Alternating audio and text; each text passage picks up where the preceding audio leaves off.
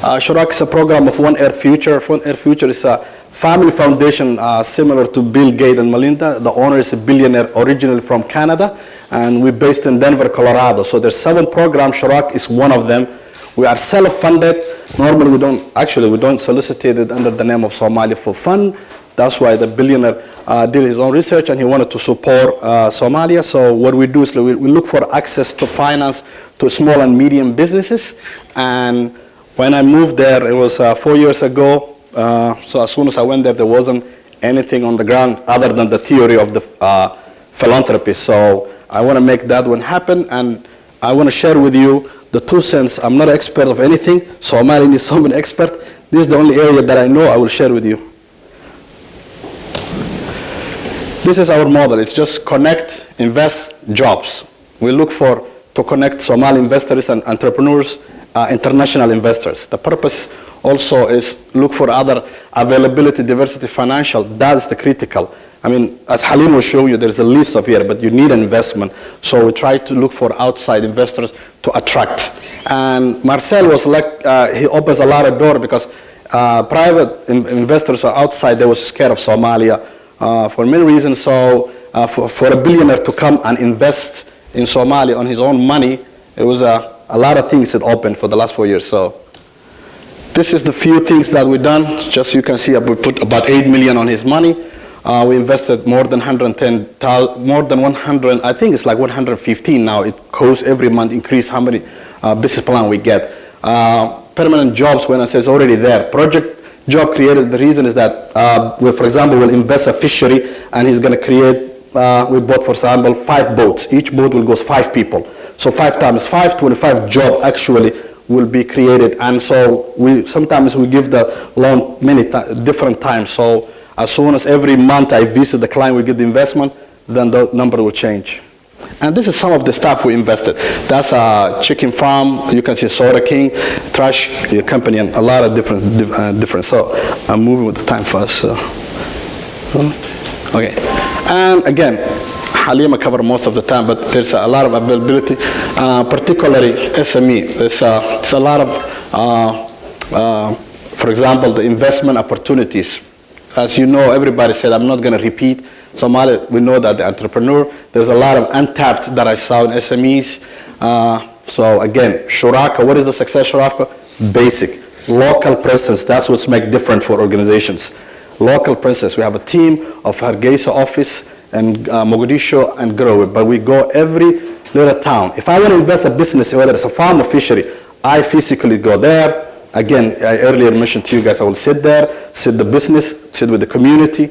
The best experience in my life is always go small town. Even if there is a tribe, if you know they are a minority on that, you will get special treatment. They will give you goat, food, and welcome and stay there. And it's one of my best rewards. So, again, I don't have to repeat, this is the survey we done a year ago, and that's the only survey exists for diaspora.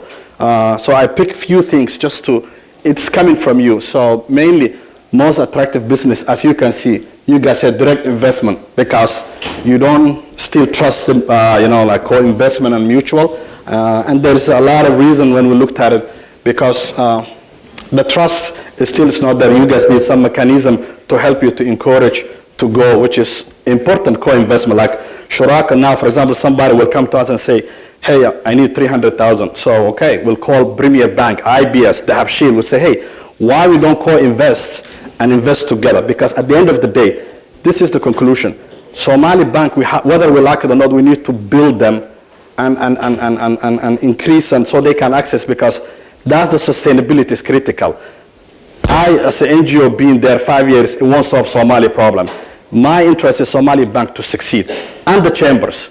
It's a critical. Somalia has a one entrance for the chambers. You come to chamber, we need to build no matter what their capacity. There's a lot of organizations that's right here today, such as IFC, are helping. So it's critical because when you come, you want to know where to invest, what is the data, what business is available. As the chairman of Shafi said earlier, there's a lot of opportunity. So based on that, this is another thing that we looked at it.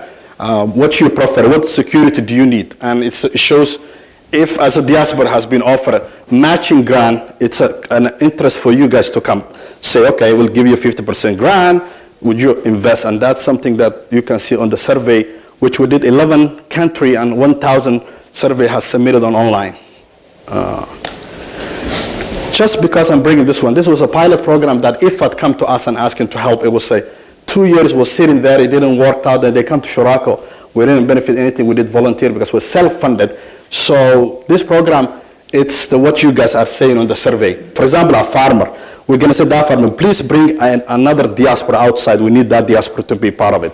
So the farmer will submit 20% of the project, 40% will come from the diaspora, 60, and then we'll give them the seed grant of 40%. Now it says 20, we changed at the end, but the beginning was 40%. So now you have a diaspora, the person who owned the local person, and also the institutions such as IFAD giving matching fund. So this was really attractive for diaspora, and I want to just go quick. As you can see, it's 673 IFAD what they give us, but look how it's scaled, 2.8 million. The diaspora are willing to invest, and the local. So just that program went very well. We invested 14 businesses, fishery and farming.